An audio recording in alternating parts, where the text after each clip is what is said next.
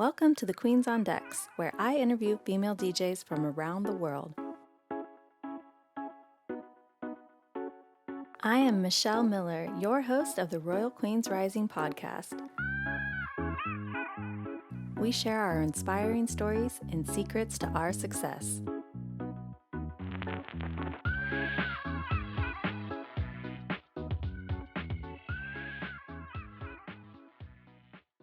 Hi, welcome to the Royal Queens Rising podcast. I'm your host, DJ RunDat. Today we have DJ Dazzler. Welcome. DJ RunDat. It's so good to be here on your podcast finally. This is a long time coming. Seriously, I know, but I never give up. I just trust that the right timing will connect and make it happen. I'm so glad we're finally doing this. Yeah, me too.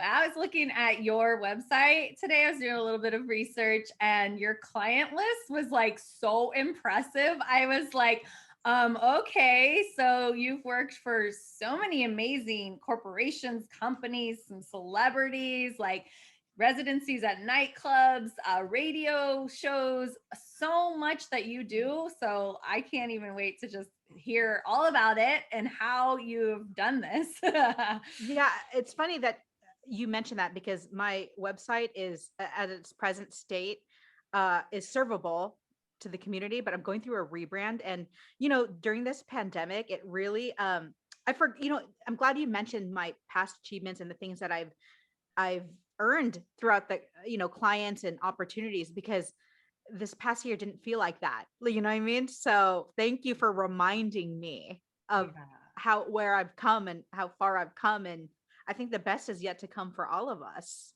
Yeah, absolutely. I mean, I love looking back and reflecting on the accomplishments. And sometimes like you get to do that through an interview, or my business coach will give us exercises to, look back on and do a timeline of our lives. Or I've done it with my coaching clients. Let's do a timeline of our DJ careers. Let's look at the most amazing concerts we've gotten to open up for, festivals, or just really unique events or accomplishments, giving back to the DJ community. And it's powerful to do that. I love that you are working with a coach. I don't think a lot of people in our industry and in our DJ circuit do that. And I think many of our peers don't engage in things to invest back into themselves. So similar to you, I'm working with a coach in some form. I don't want to call her a sales coach because she's so much more than that. I'm learning so much about myself and my relationship with money in terms of our business. And I previously chatted before this, which we can share on your our interview here.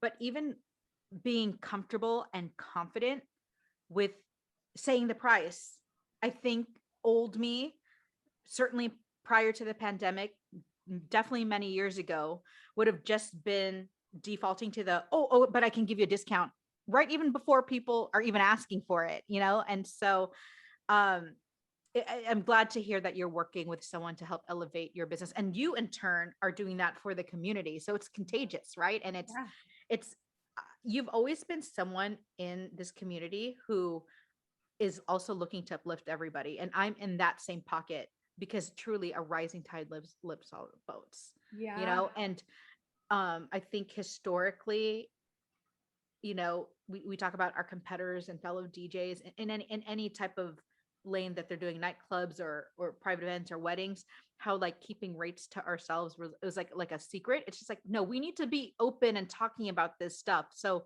we can set a standard for amongst everybody. And I have some theories about that, especially since we're all, most of us, we made it through, right? Like we feel like we have battle wounds from the pandemic of not working, but here we are, things look optimistic. And I'm all about elevating our value and our price points. Certainly there's other things of consideration that have, like you think of venues, you think of other types of vendors in the event space. They certainly have. Why not us as well? Yeah, I mean, inflation is a real thing. And just looking back 3 years ago, pricing for me has like gone 300% or more or something up. Like, and you know how, what made me think to do this really was by interviewing people and them telling me, how do you prevent burnout? BB says, you charge more, work less. I'm like, that sounds Oh, good. 100%. I love DJ Keelas. Her She's and I amazing. worked together with the local Los Angeles chapter here in the wedding circuit called Tuesdays Together. And she's, you know what, her and I, we've been parallel for in terms of like our existence. And I'm really glad to be in the same pocket with her because I think she's fantastic. And I would agree with DJ Keelas on that point where Yeah. being so raising your rates and working less, but also being selective Yeah. of the opportunities that come your way. In fact, I got 2 gigs leads today. First of all, thankful that leads are slowly starting to come in. I hope you're experiencing the same Yes. thing. But with that, I'm treating each opportunity that comes in and really evaluating if it's a fit for me. And if I'm a fit for them, I think old me would have just been yes, yes, yes, take them in and book them. Yeah. A, income, yes, but B, just like let me just stay busy and stack myself up. No, I'm not doing that anymore. I'm really trying to be selective. And it's also due diligence back to the client, right? Like how many times can you, like most DJs really have an honest conversation with themselves and say, oh, I took that gig, but I knew I wasn't for it. And it was like a miserable experience, or they know it wasn't for them. And also, let's not forget, like the client experience that affects the client experience too. So maybe things were fine and all you had to do is play music, but it wasn't a good experience for it was something. My friend, a good friend of mine, local friend of mine, coined a term gig dread. You know, like when there's that gig you have in your calendar and you're like, Mhm. you're just not looking forward to it. Like Yeah. that's a unfortunate feeling. And to think that we have control over that by not taking that gig at all. But what I'm loving these days is if I see a lead come in and if I know deep down in my heart and in my mind that I'm not the right person for that gig, I love that I can be like, you know what, client A, um, I see that these are things that you want. I'm really flattered you thought of me. I just don't think I'm a fit for this, but I do know a DJ who does this type of thing you're looking for, and connecting them that way. Like, I think your client would appreciate the fact that you have that self-awareness to even recognize that because that affects their whole production and their end goal. And B, like you're being a community member, you're giving something back to your community in that way. And I think our, peers, we could do that a lot more. Yeah. Truly.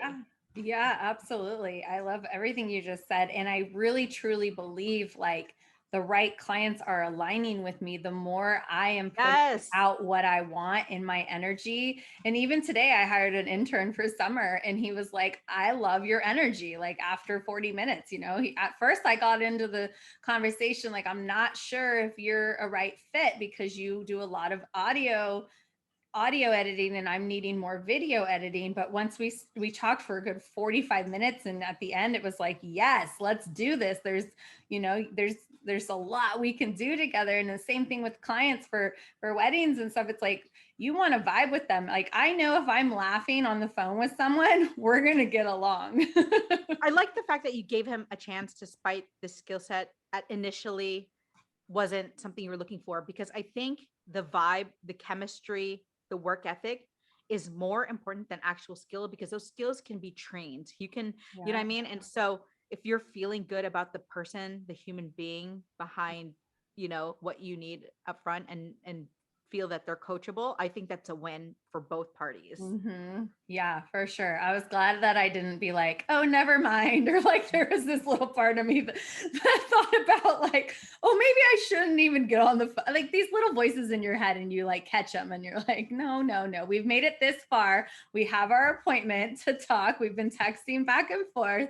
Let's talk. Let's vibe. And the other day I had a really exciting client call, potential client, and she was really wanting to find someone that they vibed with, and they hadn't vibed with the other company. Okay. And she did a lot of the talking. And I wanted to ask her, what is your vision for your wedding? But she just told it to me and painted it so beautifully. And I just said, I just love how clear you are on how you want it. And she wanted to support local vendors. She could have gotten someone out of the city, but she wanted Sure. to support locals. She was realizing that she was hiring all women, I and love that. Like and very, very intentional with the like making their money count and putting it in places of support.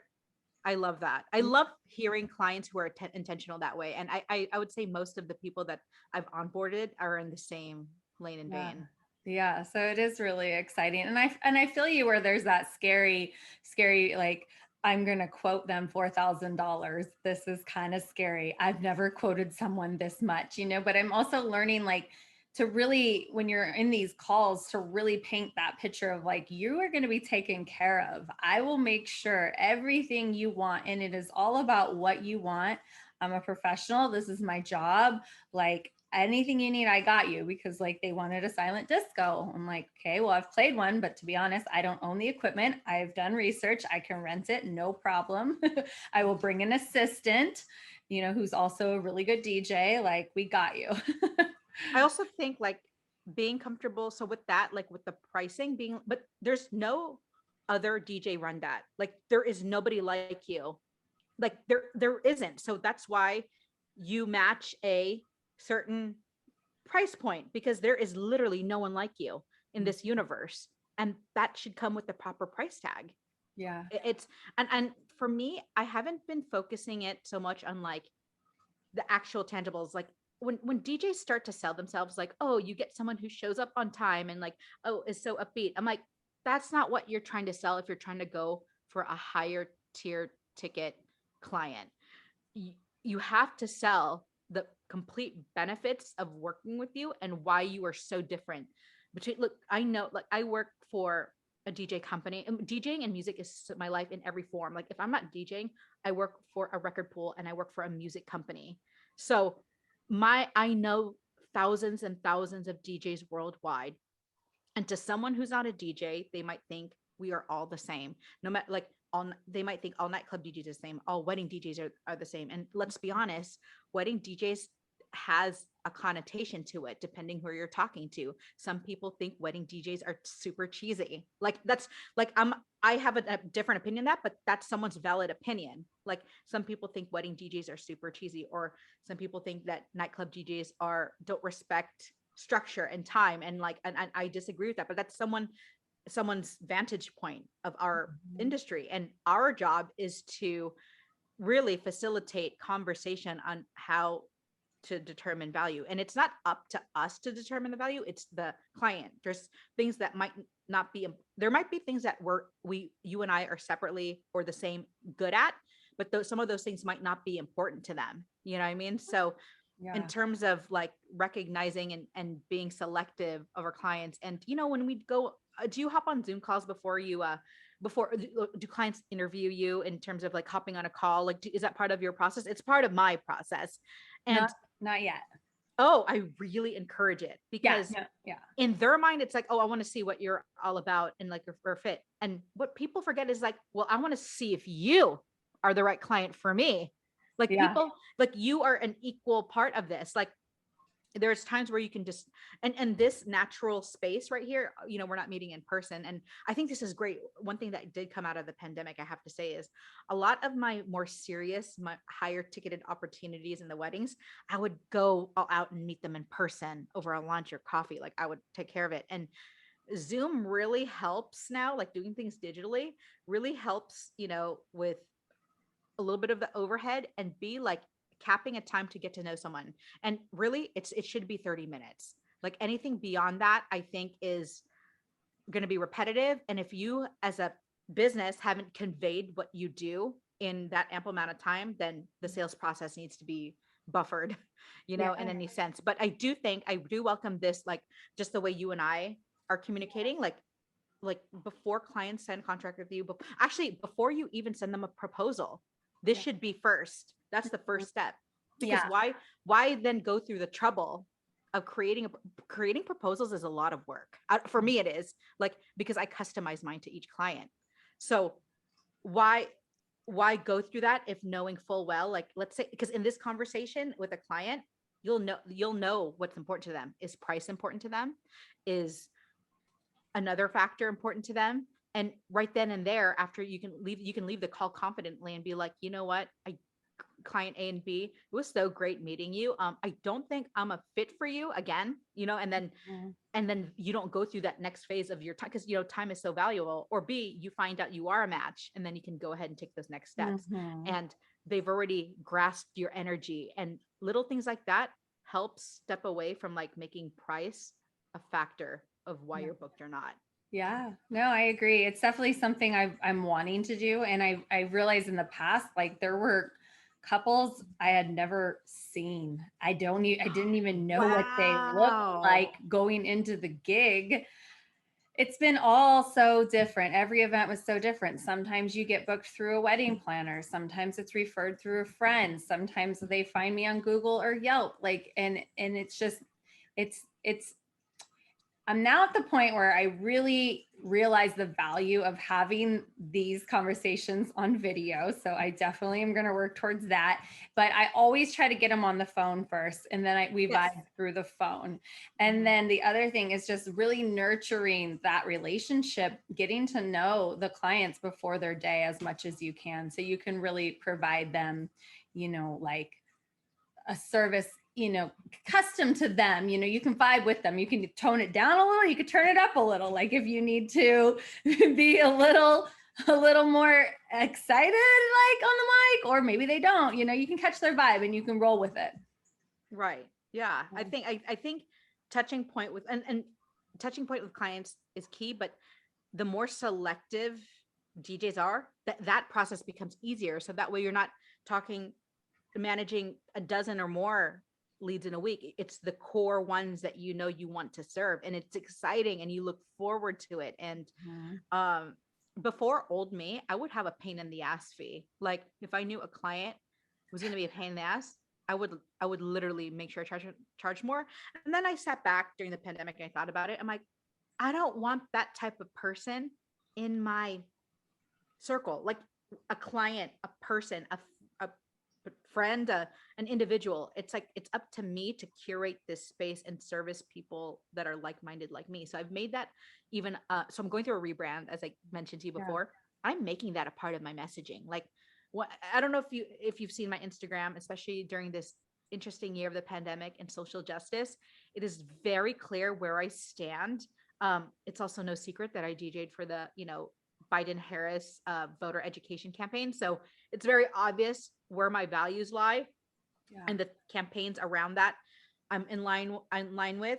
And without me even explicitly saying it, that through my content and I'm me. So that way when you catch me face to face, you're not surprised. Mhm. Like, so my goal is when people see my content, when they see my site, once it's done, they're either going to be like, oh my gosh, we love her, we want to hire her, or they're going to be like, what the hell is this? Absolutely. What? Absolutely not. Like, she believes in this. We don't want to hire her. I welcome that just as much, because I don't want you in my inbox asking me for quotes and price, knowing full well we weren't going to even gel right. So I'm leaving it to clients to turn me down up front at any phase of this uh, juncture in the Yeah. lead process, if you will. Yeah. And I think it's really important that we're transparent about it. Mm-hmm. Yeah, absolutely. I love that. That's so cool. So how was that experience DJing for the Biden? Oh yeah, it was fun. It was live streamed. So Tessa, who Uh-huh. um connected me with that, was an integral part. And I think what's great about working with other like-minded people and like-minded DJs is really rallying in the same beliefs. So, when it comes to nonprofits or charities or organizations that are very near and dear to my heart, like I will always be at the front lines of LGBTQIA plus causes, Black Lives Matter, body positivity, things of that, women empowerment. Those are things that are in my wheelhouse that make me want to support those causes. And so I've made that a part of the DNA of DJ Dazzler, in terms of those are the things that are important to me, that I'm supporting my peers in. And I'm a proud ally in the LGBTQIA plus community, and that I will speak up when things are, when they're being wronged, or marginalized communities aren't aren't represented properly. You know what I mean? So, and we already deal, I mean, another subject, we already deal with that as women in the DJ space. But in terms of things that are important to me and working with DJs that have that similar value system makes me want to gravitate to peers like that. Yeah, I hear you. So let's talk a little bit about working for the record Yeah. pool, because the whole beat source is really cool what's going on there. So for anyone that doesn't know, tell us a little bit about it. Yeah, BeatSource is a new platform that will allow DJs to access music digitally in a streaming capacity, but it doesn't stop there. We just have this new featured, especially if you're a Serato user. We're available in Serato, which is the biggest platform most DJs are on, but we're in Rekordbox, Hercules, Denon, and all sorts of platforms and more platforms to come. But in Serato, we just now announced our offline locker mode. So what does it mean? This robust library that you have access to via your subscription to BeatSource can be offline. So I think people had concerns about, using streaming to DJ. So not streaming performance like a Twitch or your IG live, talking about accessing the content digitally through a streaming platform via Wi-Fi. So, and that you can use it for live performance. There were several concerns that we wanted to address and provide solutions to. And one of them is the offline locker mode, where you could take these tracks digitally, kind of the same technology as if you have Netflix. Let's say you have a 5-hour flight to the East Coast and you take your iPad and you download your movies off Netflix so you can watch them on the plane because you're on airplane mode. Same thing that we're doing in the DJ space, where you can offline these tracks. Let's say, the place that you're at, the Wi-Fi is really iffy and unstable, or let's say just for peace of mind, you want them in your library for a temporary amount of time where it's there without any type of connection and you can perform with those. It's been a game changer in terms, you and I do quite a few private events, and correct me if I'm wrong, but with you, but at least, my clientele, I do accommodate requests. I know a lot of DJs are like, oh, I don't take requests. I do. It's not a problem for me, just because I mean, and obviously depending on the right opportunity, but in terms of I am there of a service, especially at these, really high visible events, especially when there's certain VIPs that need to be accommodated. And if you didn't have a song and you're like, oh my God, I need to have a track, BeatSource is for you. You can totally find it there and play it. And a lot of interesting developments happening. Intro edits and remixes are coming. We're talking about, for not just top 40 songs and current songs, but we have proper back cataloging. I don't know if you know this, but our favorite record pools out there, and let me take off my brand hat for just 1 second and I'll put it on. Like any DJ, I access all of them, like anybody. I think you diversify where you're getting all your resources, but having back catalog content is technically illegal. So the ones that have your throwbacks, they're not supposed to be doing that. It's not licensed properly to do that. Yeah. So I don't want to scare our DJ community, but at some point, the record pool model is no longer going to exist. So if you're downloading music, you almost have to get ahead of the curve and sign on to a BeatSource, because what happens when your bloodline of how you're getting that music, what if that site no longer exists? And you'll see record pools start to die off pretty soon because the labels are being pretty strict about it. Well, it makes sense because I keep trying different ones because I'm a reggae dancehall girl, and I've seen your streams. Your streams make me want to take a vacation, girl. I've seen you DJing on the beach and you're on Twitch. I've seen those. Yeah. But okay, so to your point, probably the sites that you have them, it's they don't have that content, or B, they might have it one day and it's immediately gone, almost at a suspiciously rapid pace. Wait a minute, I just saw that artist that's on there and it's gone now. It's because the labels are really hammering down on how music is distributed throughout the record pool ecosystem. Yeah, because I've had a hard time finding one that was satisfying to me. And then, the streaming thing doesn't really exist for Humboldt County where I live. I mean, supposedly we're getting Starlink internet from Tesla any day now. I'm signed up, so hopefully we'll be getting this super fast satellite internet. But I do so many different types of events, from rock and roll. I've seen you. Oh yeah, you do a variety and a very diverse range of gigs. So I'm sure like your music collection is pretty robust. And there's that, and there's also maintaining that. Like, God, music organization and digging for music is like the gift that keeps on giving, for better or for worse. Because, and if you were like me last year, I didn't, my upkeep game was, let me hide when I say this, wasn't that good. You know what I mean?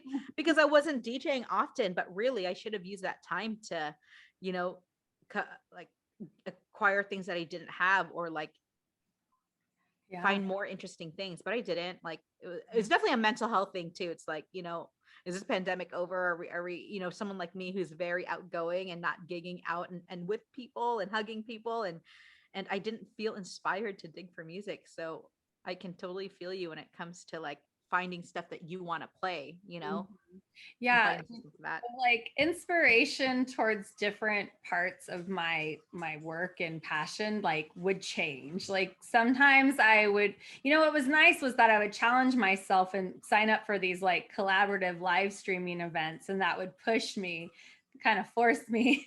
That's a good way to actually test the waters and expand your library. Yeah. You know what I mean? Like, so that's great. So you were doing like these raid trains essentially on Twitch. That's a great way, and very community centric, Mhm. like working with other DJs. And what's great is a lot of these raid trains I've done, it's some of these DJs I've never even met or I don't know. And we're able to connect in this great positive way, and still DJ at hand. So that's great. Yeah. I've been seeing you do a few of those too. Yeah, thanks. I had this goal. I was like, I'm gonna hit affiliate, and then I hit affiliate, and then I like got twitched out, which is what I call it, twitched No, out. there is Twitch burnout though, and believe me, I have still yet to hit affiliate, and the reason why I haven't is because I'm not consistent, but on streaming, and my goal is not to be honest with you, like I had a self talk with myself saying, if I'm not feeling it, then I'm not going to do it. Like Twitch is for me. I don't have any me personally. I don't have any ulterior motive of doing Twitch other than for content purposes and me the act of DJing. Like I'm genuinely trying not to make it a goal of making income from Twitch. I know it's Yeah. possible. I know the opportunity is there, but the minute I make it a financial thing for me, I think the burnout will come quicker. Well, yeah, absolutely. It's not a financial thing, what it was, which is kind of hilarious. So my best friend just got really into Twitch. To be honest, she had gotten COVID and she was in bed and she was just listening to Twitch all day long. The reggae community is on there. And she really wanted me to hit affiliate so she could help create custom emotes for me. Oh yeah, that is the benefit of becoming That's affiliate. that's Yeah. that's the reason. And so No, and that's a positive thing too, because that's something that's yours. It's branded as you. So that's a value. I mean, I definitely am excited to become affiliate at some point for that reason as well.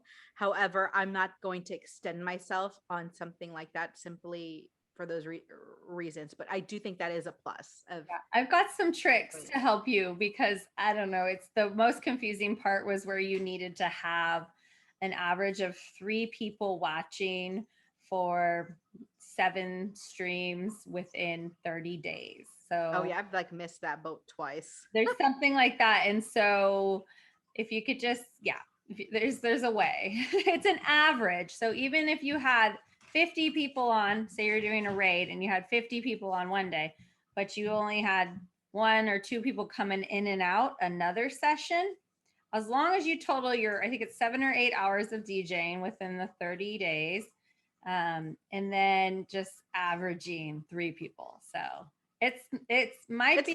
It's not a tall order for sure. I think for me, it's just I've been so inconsistent. Like it's stream time. That's where I'm lacking in that level. And I'm a fan of metrics, so I'm not ashamed to recognize and admit those things. Like I love the interface, and I like the reports they send you after you stream. Like that's great. Like that's great intel data to show who exactly is tuning in to some very limited capacity.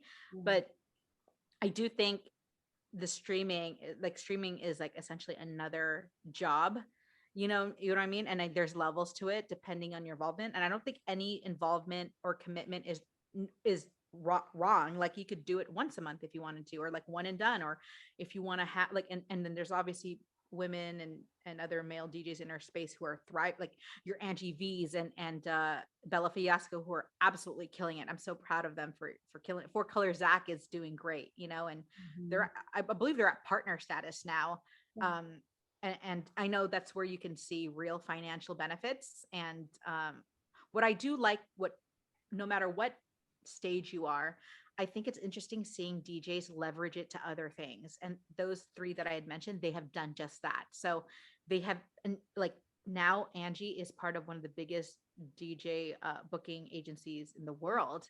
And so, and now I just saw on her Instagram that she's booked in Vegas like next month. That's amazing. Like, and great visibility and all eyes on her. And she worked really hard to get to that point. And with with the DJs that I mentioned, the common theme that I'm seeing for people who have been, I say successful very loosely because success means a variety of things, but in terms of like metrics and viewership, these DJs that have really thrived off Twitch, especially and in live streaming, know exactly who they are and who they are serving. Like being authentic, like is really the ideal in any in real life gigs too. But I think when it comes to live streaming, if you're not yourself, it's really, really apparent. I think it's really obvious. Yeah. And people really want to tune in with genuine people because you're so accessible at that point. Mhm. And there's so many other options. So I think that's one thing to see. That's a good thing that I've seen out of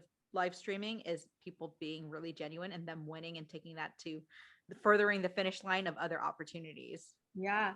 I think one thing that's been really cool is that it's forced us to show more of our personality and interact with the crowd because you won't keep an audience if you're not interacting with them on Twitch. And I like cracked myself up several times. I always make myself laugh, but on Women's Day at one point, I think I was trying to get everyone to wind their waist and do circles. And I love it. I didn't plan that. It just came out because I had been taking these online Zoom dance hall classes and they were so much fun. And I just wanted to share it with everybody. I'm like, all right, ladies, circles. I think that's a great way to like showcase what your interests are and backs up what your interests are. Like the fact that you're sharing with people like, hey, I'm taking these classes and this is what we learned today and getting people involved in that, you know, that's amazing.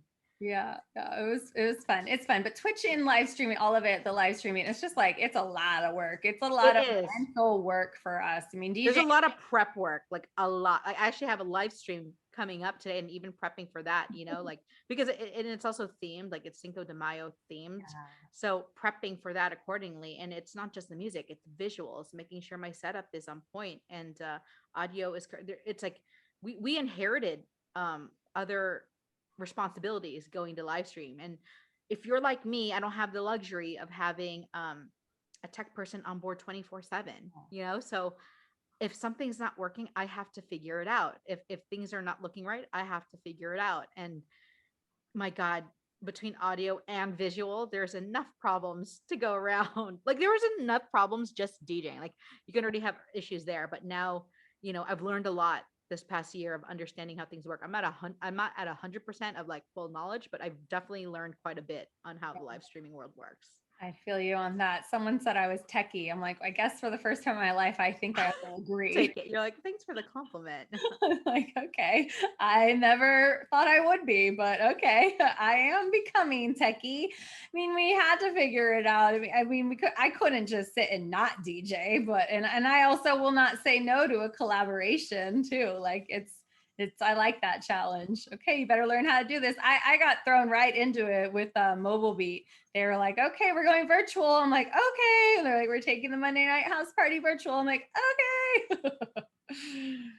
Mobile Beat is Vegas, right? Like when they're live, it's like in March, I think, right? Yeah, it's been a while since I've been to that. Yeah, I haven't been yet, but they are I was set to speak, but they're this year, or last year. I don't know what year that was that, 2020, that one year. Right. But now they've combined the Photo Booth Expo with Mobile Beat and it's called Mobile Entertainment Expo, and it's going to be in February in Vegas. I booked my room. I'm hoping to get on that stage. Yeah. What's your topic for are you going to be a panel or DJing, or you're going to be a panelist I or wanted speaker? to speak, and what I was speaking on before was how to go from a hobby to a business, which is what my book is, how to start a DJ business. But now my new hot topic is how to outsource like a boss. Oh, wow. Okay. I Mhm. think outsourcing definitely is a thing I need to improve on. Like I'm just so type A, like I need to be in control, but I'm like, you cannot scale if you don't outsource some of this stuff. Like you know what I am slowly integrating, like I'm like a proper CRM Me into my too. system for an automation. I used to not automate things because it was like I just don't want it to not sound like me. I don't want it to like I mean, I want to still appear to be genuine, and you can do those. I've accepted it. Like you can do those things, but if you want to scale, if you have any interest of scaling and growing, you have to outsource and you have to automate. Yeah. That's just the truth. And that's not even an industry specific thing. That really is just the science, right? Yeah, totally. I actually just signed up for HoneyBook Hmm. for the first time. I'm testing it out. Oh, Um, good for you. yeah, because I've never had I've never had it set up where my clients can sign their contracts digitally, which is like that's pretty important. So, It is because I don't understand DJs who do the whole here is the contract. You need to print it out. You need to sign a check, a physical check, and mail it back to me. If you are not accepting payment in a digital form and you're not allowing digital signatures from clients, you're taking yourself out of the running. Mhm. Like even as a peer, like that's not even a respectable way to do business because it's so antiquated. And it just like that quality spills out in other things that people might assume of such. Like if they're doing it that way, are they going to be, if they're doing things old fashioned, are they going to play old fashioned then? You know what I mean? Like, and this is not me with that belief. I'm just saying like how clients think, you know what I mean? Because they don't know us personally. So, and they don't know our work ethic. They're just judging off those small interactions that can lead to different types of thinking, so it's really, I'm really glad that you're doing that in terms of being paperless, and it's more efficient. You can track it, you can see when they've opened it a million times, and you can send reminders. It's great. Yeah, It's really great. Good for you. super excited because I would have this contract and I'd email it to them. And then a couple of people were like, can you print it and sign it to me? And like, I have a bad relationship with printers. Like, I probably have 4 that need to go to the recycling. Oh my god, the printer hates me. I like, and then when I especially need a printer most will decide not to work. Like they can smell my fear for sure. I Printers can smell my fear, like, oh, Dazzler really needs me right now. I'm gonna break just, down. yeah, I just email things to our local like computer store and they print for me at this point. Yeah, I'm trying to avoid printing anything. So super excited for the digital signing, and like I get to learn automation also. And it's always improving. I feel like in my community, because I am in the woods, that like, and just in such a rural area, like there are not very many techie people, really. There aren't. They're mostly farmers. So And that puts you ahead of the curve. Like, if that's the case, I would run with that and be like, I am like the standard, and then like and people see that you're saving them time and money to get, like you're making yourself easier to book versus your competition is still doing things the old way. You know what I mean? Like you're setting the standard that this is the new way of operating a business. So that's really great that yeah. you're at the forefront of that. Yeah, it feels good. I love, always learning and making improvements and adding things to the business. It's like fun for me. So I have a question about the beat source. Sure. So my Spotify has like the best playlist. Like that's been my go-to for my personal music and for gigs. So there is a website called, I think it's called Soundiz, and you Soundies. Yeah, yeah. That's a great website by the, and Tune My Music, which does the same exact thing. Yeah. Soundies, yeah, Really great. two Yeah. eyes, right? So Yeah. so can I transfer Spotify playlists to BeatSource? You 100% can. That's what those websites were made for. It's free for you to do that. So if this is the fun part where how you can interact with your clients. So I think the old way of asking, let's say a wedding, for example, a lot of DJs would be like, tell me, like, write down your list of songs on this Excel spreadsheet or send it to me. And I'm like, it's so much freaking work. Like most of my clients, I'll speak for them, use Spotify in a leisurely basis. So they're able to make a playlist. They send me their playlist and I'm able to like use Soundies or tune my music and it creates those playlists into Beat Source. Yeah. Pretty damn incredible Yeah. that you could do that. Yeah, absolutely. So then my other question, because I'm this close to signing up to be Yeah. today. You get a 30-day trial too, by the way. So Right. if you try it just to like try it, if you hate it or don't like it, you know, Yeah. you can unsubscribe for sure. Yeah. So how many songs could be in the, what did you call it, the locker room? Yeah, the offline locker. Currently at our high tier, it's I believe it's 100 or is it 50? Let me get back to you on that. But between us, we're growing it. We're growing like exponentially. Okay, because we realize there's a need for DJs to have various types of music.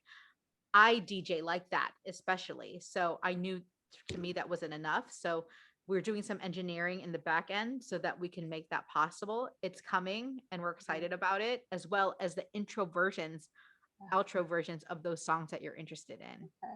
Awesome. And something that's also important to us is identifying clean and dirty music. You know, if you do family friendly parties, you need to know if you know, as Bruno Mars is a great family friendly type of artist, he does have some dirty tracks, you know what I mean, that are considered family friendly, and being a conscientious of things like that and being resourceful to the DJs. Amazing, amazing. So I was listening to your mix on Mixcloud today that you did on globalization, which is my favorite station and a dream of mine. Amazing. Yes. So this is Pitbull Station, and I regularly DJ for that as a guest on Globalization's Channel 13, Sirius XM.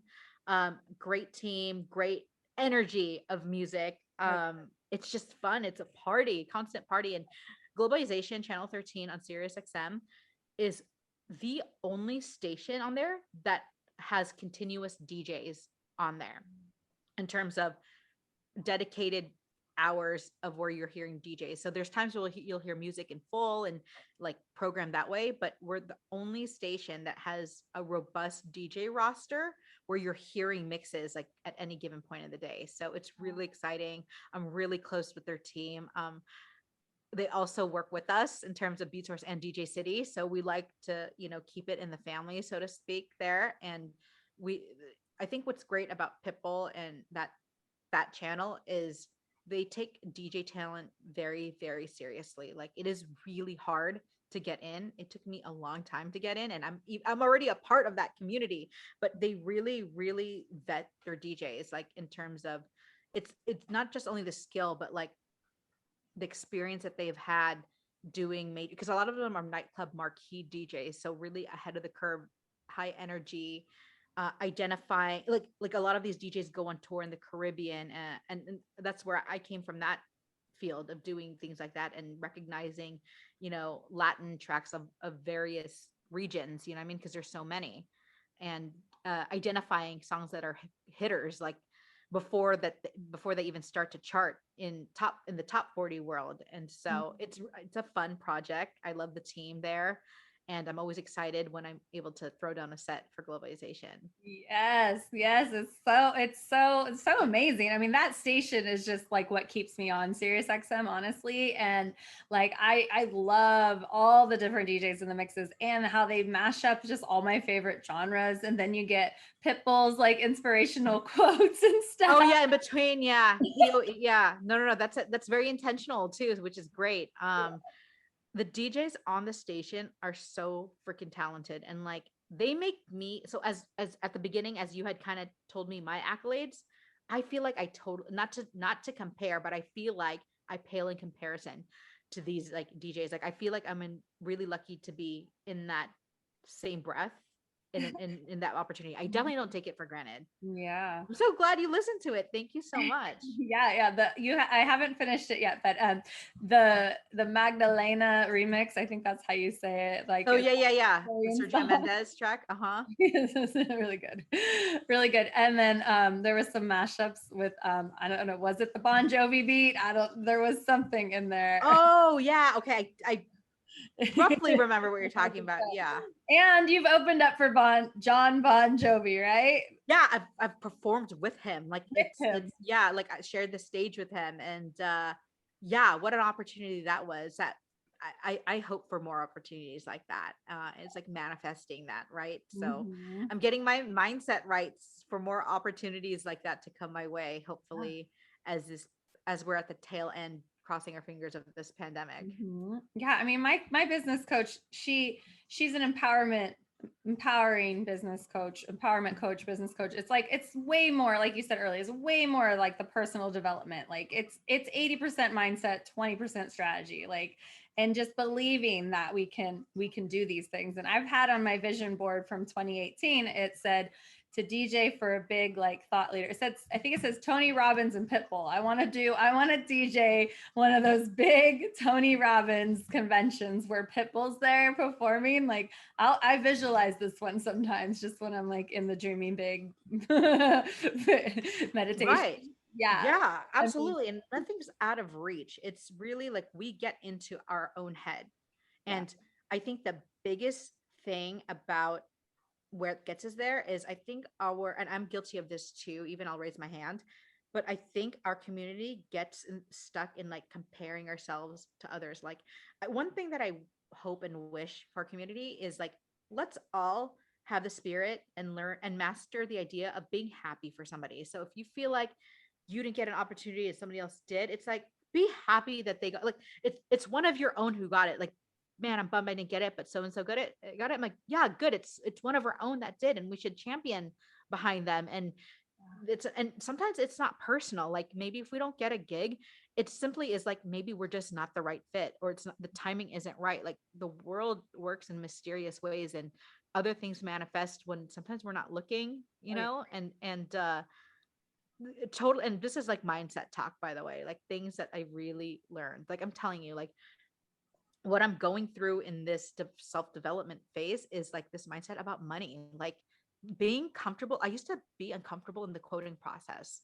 So, and I dared myself even during the pandemic, like I'm tripling, quadrupling my rate, like for no reason other than that I am DJ Dazzler. You can't get DJ Dazzler anywhere else. So this is the price tag, Yeah. and not discounting. Like we need to stop discounting. Like what does discounting do? Like you can show value in other ways. That's another conversation we can do. But like the price is the price. And I think we hurt ourselves and we hurt each other when we're taking things that are pricing things super low. Like anytime you price something super low, it really hurts the community, because what incentive, like if you're going to get rehired again, or like if someone refers you, what incentive do you have to quote at a full price rate when you've already dipped the pricing structure down? Mhm.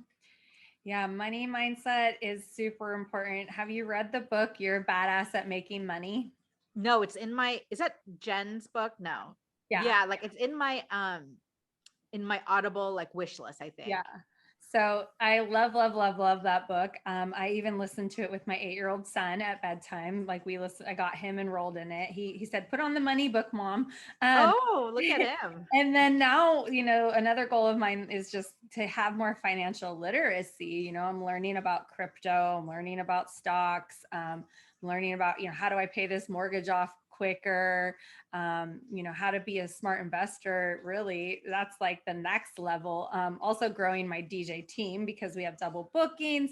And then, just valuing my worth and also my gratitude for money. I post it all the time when I receive money. Often I post on Facebook, I am grateful for the money I have. I am a money magnet. I'm pretty sure that's a mantra that came from the book, The Secret. And like I set these money goals this quarter with my business coach and our community. We all set these goals, and I said I want to book this many weddings, I want to make this much money, and I just said I want to source this much money. I didn't say I'm going to make it, how I'm going to make it. let's just say I've quadrupled my goal, and we're only Amazing. we're only a That month in. that's so incredible. That's so inspiring. Like It, you're basically reaffirming. In fact, you're telling me charge more is essentially what I'm hearing. Like I've already upped my rate. Should I just, what's another 500? It's 4,500 now. You know what I mean? Like just, yeah. what do you have to like? I feel like I think most of our peers get afraid of money out of losing the gig. Listen, if someone's hiring you because based on how much you cost or how cheap you are, I don't think I want that. It's the reason for me. Like hire DJ RunDat, hire DJ Dazzler because they're cheap. Who wants that type of connotation? No. Yeah. No. Yeah, so I'm so glad that we got to talk about the money thing, because honestly, I love talking about money. I And love talking about money. yes, girl. So it's so funny. My friend, I've been okay. Well, I'm just gonna say I got my first grant today. I got a $5,000 grant in my bank account. I got the California Relief Grant.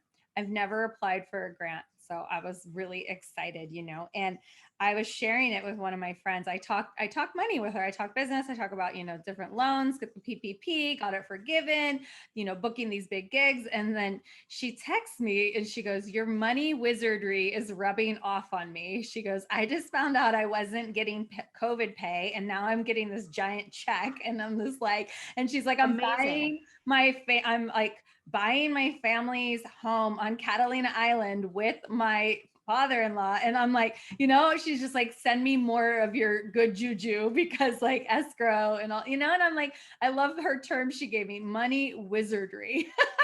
Just like, it's there. We just gotta value our worth. I agree. I'm on all fronts. Yeah. Yeah. And it's out there too. There's money out there. And then there's people that money isn't, what I learned to do too from interviewing people, I learned to ask the question. So I send a survey often before we even get on the phone. I ask if they have a budget. That helps guide me. Oh, really? I Yeah. don't. You know why? Why? Because I don't care. Like someone's budget is none of my business. Like in terms of like the price, again, the price is the price. Like that's my mentality and how I'm attracting it, because I don't go to Target and say like what is like I don't try to price things out. Like the price is the price on what it is, because literally, like honestly, and people, that's why I welcome people turning me down if I'm too expensive. You know what I mean? Like, because I don't want to be hired based on cost. Because let's say if I know the budget, it's like I don't know what to do with that information. Like if, well, let's say if their budget for you is higher, then are you trying to write? Are you just trying to cap them out? Like what, I guess, what is the goal of knowing their budget? Because they'll tell you up front, like, oh, you're not for us. Or what the real goal is, they fall in love with you in this context and their budget doesn't even matter because they want you so badly. Yeah. Like that's why I stopped asking, because I don't care. It doesn't benefit me and it's none of my business. That's how my perspective is. Yeah. I used to ask before my mindset changed what someone's budget was, because I wanted to know, okay, how much do I have to discount to match them? Or like, oh, I was charging X much, but turns out that it's this much. So I try to max out. It's just like, well, why don't I just be at the max and Yeah. it's there? Like I guess that's my theory and my thought process. Yeah, no, I like that. And I'm aiming at that. I'm aiming because I am still doing a lot of flexible, like, well, how far away, putting all these factors into it. I'm not at that point yet where it's just like, this is the set price. And I think the reason why I'm allowing that flexibility is because I don't think I'm in a big enough community of people getting married, honestly. Like, I really don't think that there's a How would you feel then about upping your rate, keeping it there, but then expanding your territory?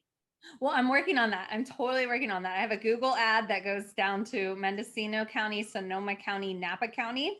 And so I am working on that, and I'm working on my vendor relationships. I have a Great. new You would thrive in the relationship part, because I think you'll find that people really would want to work with you. I'm just curious to, like, I almost feel like you would weed out people that are not worth your time yeah. setting the bar firm on, And because that dictates what type of interaction you're going to have in the coming months leading up to that.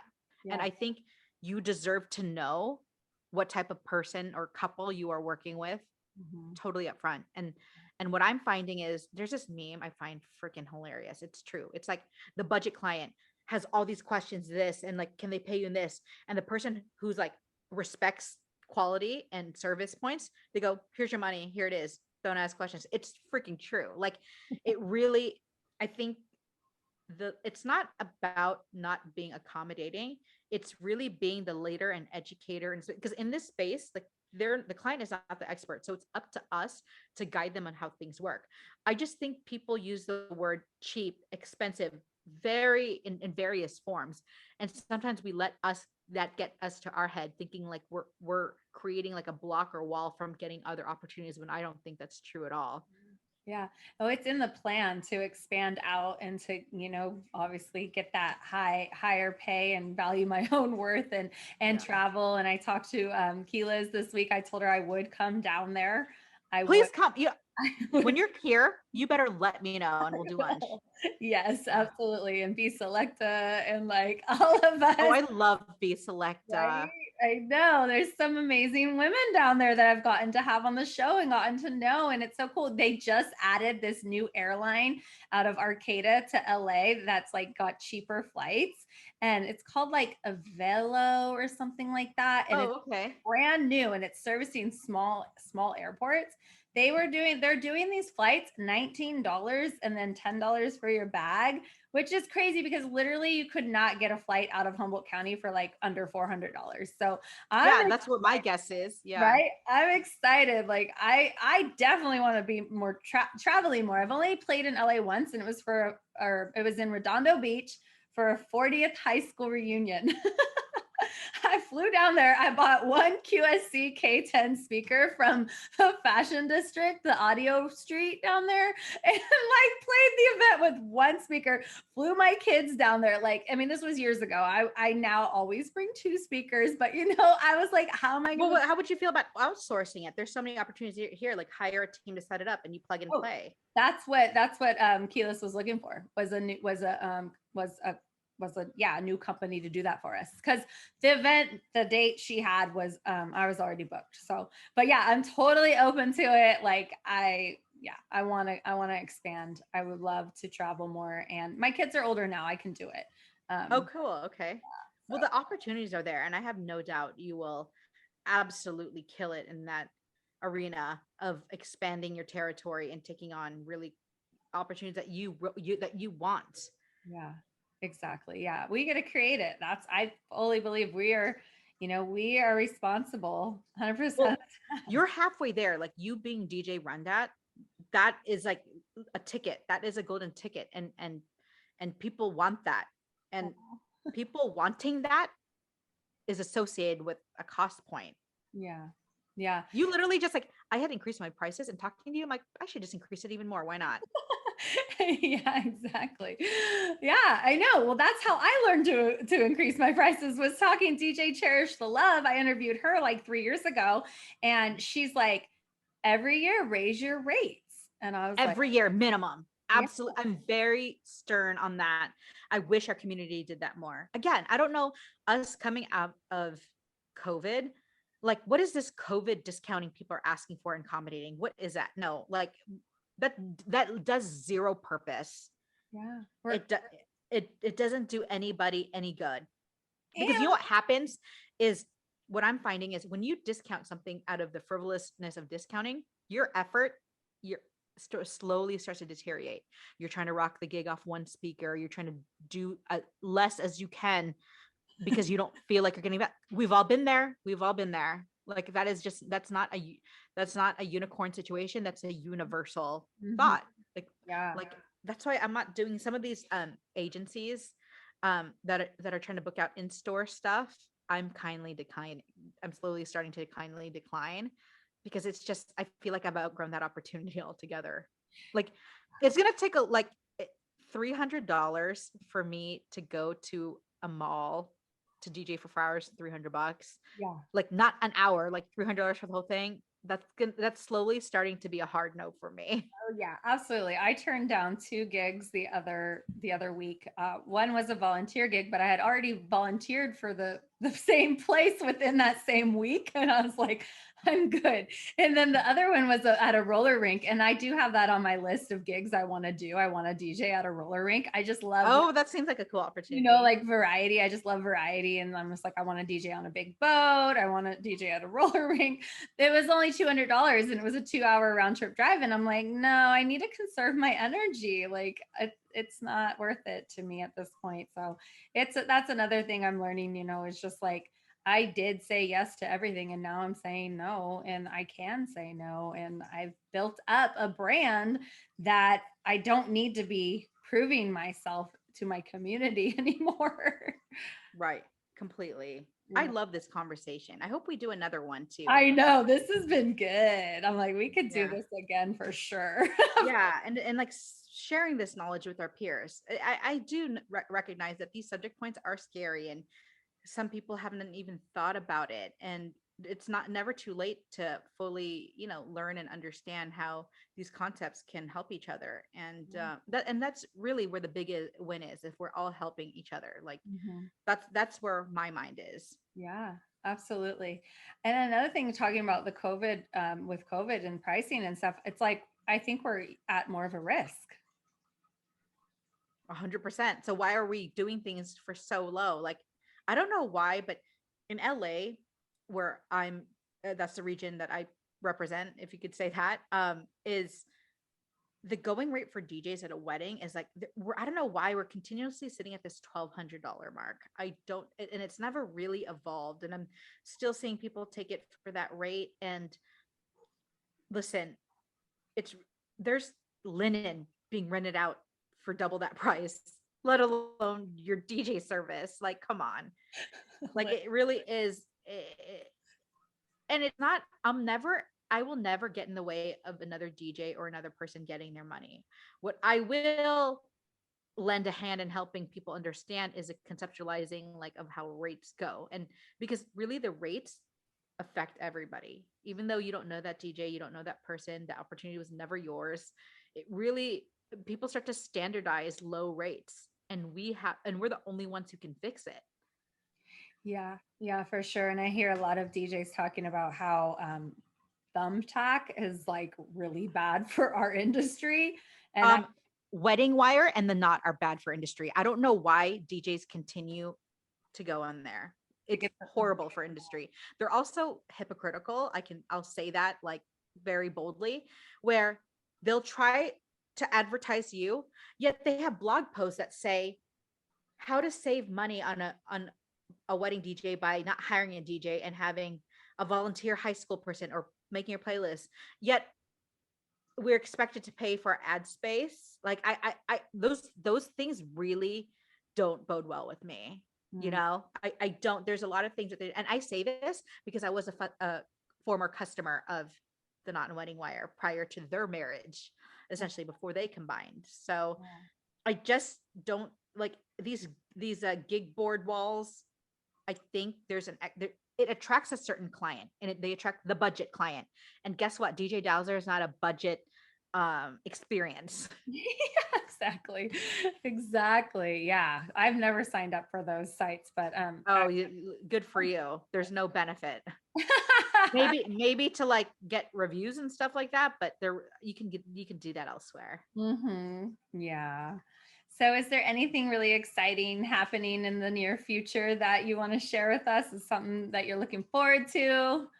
Yeah, I'm going through a massive rebrand, as I had mentioned, and it's really to match, you know, the price points I'm really asking for, and to really au- automate and things like that, like get into the wheelhouse of making my assets and my content be my best employees, essentially, like let them work for me, and let those do the talking for me. So that's it's a hefty investment. Mm. uh it's costing me a lot more than I had anticipated, but I know it'll be worth it, and I'm excited. I'll tell you, it's going to be cost $12,000 essentially, but I'm really excited about it. I've already did a little bit of the process, and it should be coming out later this year. Super stoked about that. I'm really excited about being comfortable in quoting. Like, I love the lead process. I've always loved it before, but I'm loving that I recognize my value and worth and being selective. Like, I'm positioning myself for that now. Big things with DJ City and Beat Source. I'm really, really excited that I work for a DJ company that's very forward, accepting of technology, and really positioning safe haven place for DJs to pivot and acquire music uh, in a way when this old antiquated format will not soon exist. I'm with the record pools. It's like before it was like our competitors were all these various record pools. We're not in the sandbox anymore. I don't even consider these other record pools competitors. Like, we are in a total different league, like in terms of pivoting and being the leader in the DJ industry. The DJ world is my life and I love it. Like, whether I'm DJing or not, I am doing something for the community or for myself or for the business in every way, shape, or form. Communicating and like connecting with people like you throughout this pandemic and on, I'm really stoked about. I don't know if we would have connected at all before, because maybe the excuse had been the regional thing, like, oh, you live so far and this, and now like you're reachable. So I Mhm. think more of those types of connections to come is exciting, and really more manifesting more opportunities. Mhm. Mhm. Yeah, giving me chills, girl. I love it. Yeah, no, you're right there. Like, this call just inspired me, like, even like just to amp up and press the gas pedal in certain areas of things I'm Exactly. No, working I'm on. I'm feeling fired up. And that's a big goal of this whole podcast, is to inspire, motivate, teach, like connect, share our Yeah. stories, because that's how I learn. I'm learning a lot every single time I Yeah. interview someone. So thank you. I'm so excited. Thank you so much again, Michelle, for having me on here. It's been a long time coming. I cannot wait to chat with you again. Yeah, keep in touch. And thank you everybody for tuning in. What is the best way we can find you online and support you? I am the most active on Instagram. I am on Twitter, obviously website, but DJ underscore Dazzler, Dazzler. So it's DJ underscore Dazzler. I'm really active on Instagram. I love connecting with people. Please shoot me a DM. I answer them all. I read them all. And I hope to connect with everybody in your audience. Awesome. Well, thank you. Until next time. Bye. Bye, everybody. Thank you, DJ RunDat. Thank you. Go to my website to claim your free gift, a digital copy of my best-selling book, How to Start a DJ Business. www.djrundat.com. Follow me on all social media handles: Facebook, Instagram, Twitter, and Twitch at DJ RunDat. Be sure to subscribe to my YouTube channel. To learn how you can book me or work with me, go to my website or email me at michelle@djrundat.com.